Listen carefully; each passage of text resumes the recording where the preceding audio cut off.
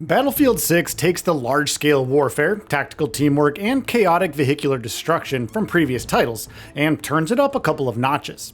This new entry sticks to tradition, but offers some additional features and secrets. Even seasoned veterans can miss some of the game's new mechanics and hidden features and settings, some of which make a huge difference in the heat of battle. Whether you're new or just looking for every possible advantage, these tips and tricks will help you survive longer and play smarter in every match. Adjust aim settings. Battlefield 6 has a bunch of different settings across several categories, including aim sensitivity, which can completely change your kill-death ratio. The default aim sensitivity for infantry weapons is decent, but I found my accuracy improving after sliding it down 5 or so points. The goal here is to aim smoothly in every direction without jarring and erratic movements. Another setting that helps is aim assist. Aim assist preference greatly varies between players, of course, but for controllers, it's helpful to compensate for the lack of precise mouse movement by turning up aim assist, at least a little bit. Battlefield 6 lets players select from multiple classic aim assist configurations, allowing familiar settings to be loosely translated. For those not keen on the slight slowdown that occurs when looking at enemies, consider lowering aim assist. Lowering aim assist and zoom snap is a nice compromise though. On the visual end, consider turning off filters like film grain and reducing motion blur for clarity. Use quick turning. Console players know the pain of configuring ideal sensitivity settings for a controller. Unlike with a mouse, you're either moving too fast for reliable aiming or too slow to perform rapid adjustments. The new quick look kind of solves this dilemma, allowing instant 180-degree rotation with the press of a single button. No sensitivity tweaks necessary here. To achieve this, go to controller settings and find flick look forward and flick look backwards in the movement section. Play the objective. Rather than constantly zeroing in on the closest opponent to kill in a match, I mean that's what Team Deathmatch is for after all, prioritize the objective, helpfully located on the minimap and the compass. This doesn't always mean running directly to the contested zone though. It may be beneficial to find a rooftop across the street to snipe opponents entrenched in the contested zone. It's also paramount to fill in class gaps appropriately. Check the units your squad chose and help by selecting the appropriate class. Toggle rate of fire. Now, this one isn't explained well in-game, but it's super helpful to know. You can change your ammo's fire rate in real time by aiming down sights and pressing down on the D-pad on a controller, as indicated by the bullet icon in the lower right. Some guns allow you to switch between single shots, burst fire, and full auto, as indicated by the 1, 2, and 3 bullet icons in the lower right. When not aiming down the sights, press down on the D-pad to toggle your flashlight and/or laser sight. Spotting enemy units. Another important feature that might go unnoticed is spotting. You can actively mark and spot enemy units and vehicles by hovering your aiming reticle over them and pressing Q/L1. This allows you and all of your teammates to see the location of opponents on the minimap for a limited time. Spotting is a lifesaver in the midst of a smoke grenade attack because enemies will appear on the map and on the field, allowing your team to keep track of them in the haze. Spotting doesn't just contribute to your team as a whole, it also adds to your own individual score, so yeah, use it often. Control your shots. Avoid wildly spamming automatic rounds at opponents. Not only does the spray and pray strategy drain your ammo, but it also greatly reduces accuracy and weapon stability while revealing your own location. Practice shooting in smaller controlled bursts instead. One thing even seasoned Battlefield players have to contend with is recoil, but there are ways to overcome it. To counteract vertical recoil on most guns, feather your aiming slightly downward. For further stability, mount your weapon like a turret. You can mount guns that have a mount underbarrel attachment, but you need a ledge to do so. To mount, first aim down sights near a ledge or platform, or anything used for cover, and click R3 on the controller. Just be careful, since it may leave you exposed to flankers. You can practice these techniques with any unlocked gun at the shooting range in the main menu or while customizing loadouts. Cover is your best friend. Speaking of cover, Battlefield has long been a cover-heavy FPS. Moving between cover is crucial to surviving firefights.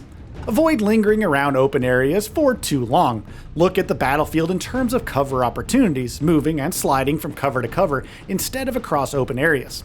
And for the best results, sprint with a knife out to improve speed before a slide. And to slide, quickly crouch immediately after a sprint. Cover is also great for leaning and shooting around corners. Know your routes. Don't always follow the most popular route into contested areas. Hiding in empty buildings and hidden alcoves can make for some sneaky kills from the shadows. If you're a recon unit, roosting on top of a building overlooking a popular skirmish route may turn the tide of a losing battle. However, if you're a support unit, you may want to limit your deviated route and stick close to where the mayhem is unfolding. Know your role. Now, this brings us to the 4 classes in-game. Support. There's a reason support, or medics, stick close to teammates. They provide health and ammo. While any unit can patch up fallen comrades, support units do it faster and with much greater efficacy. Charge up your defibrillator gadget before resuscitating downed allies to revive them to full health in an instant. Oh, and don't forget to drag them out of the line of fire as you're healing them.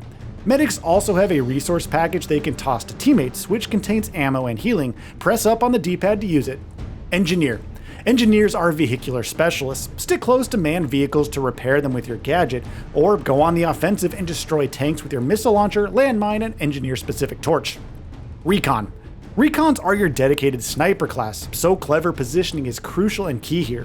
Be on the lookout for elevated spots to pick opponents off. Recons also have the best spotting ability, enabling enemies to appear on maps and the heads-up display for much longer than other units. Again, to spot, simply press Q/L1 as you target a soldier or a vehicle. Assault. Finally, there is Assault. These frontline soldiers excel in close quarters combat. Utilize your extra primary weapon. The shotgun is especially powerful, by the way. Make sure not to forget your adrenaline injector gadget to improve sprint speed, resist stun and flash, and even reduce explosives damage. The Assault ladder can also be incredibly useful for accessing high ground much quicker. In short, Assault thrives up close, Engineers dominate vehicles, Support keeps the team alive, and Recon controls the field from afar. Reduce detection with weapon attachments. Choosing attachments that hide in-world spotting and reduce detection while shooting is crucial.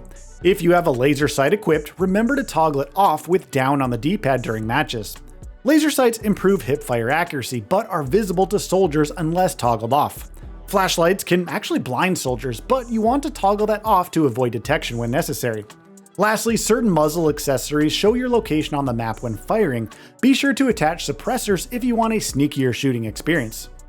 Wear headphones. Sound is keenly designed to give you an edge in battle. Beware of footsteps and shot directions, as the game utilizes directional audio more drastically than previous games.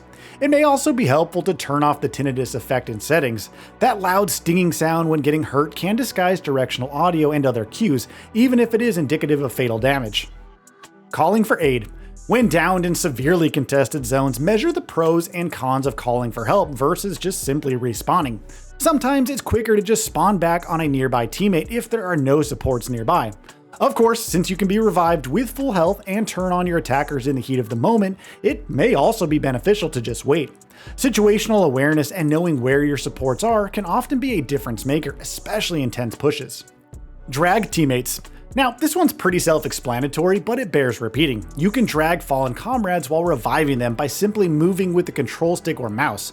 Sure, your movement speed is greatly impaired while aiding someone, when not playing support that is, but the ability to move a teammate out of harm's way behind cover and even downstairs or across inclines is absolutely vital so both you and your downed comrade aren't both compromised.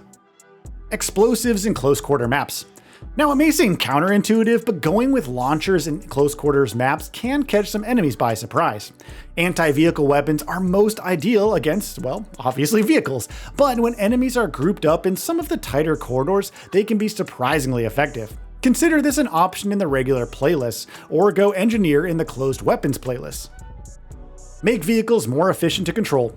For ground vehicles, be sure to adjust aim relative controls. Aim relative controls determine if the vehicle's aim rotates according to camera or vehicle direction, like the Warthog in Halo. There's also a setting that decouples turret aiming from the vehicle rotation. It's recommended you leave this off for unrestricted turret movement. Jets and helicopters can have the steepest learning curve. Don't be too proud to turn the helicopter and jet control assist on. Control Assist enables helicopters to automatically hover, a technique that otherwise requires additional input alongside trajectory and acceleration control. Turn this on if you'd just rather focus more on the shooting. And that brings us to the end of this video. A quick request before we conclude. We upload new videos every single day, and if you like what we're doing, please consider subscribing. It really helps us out.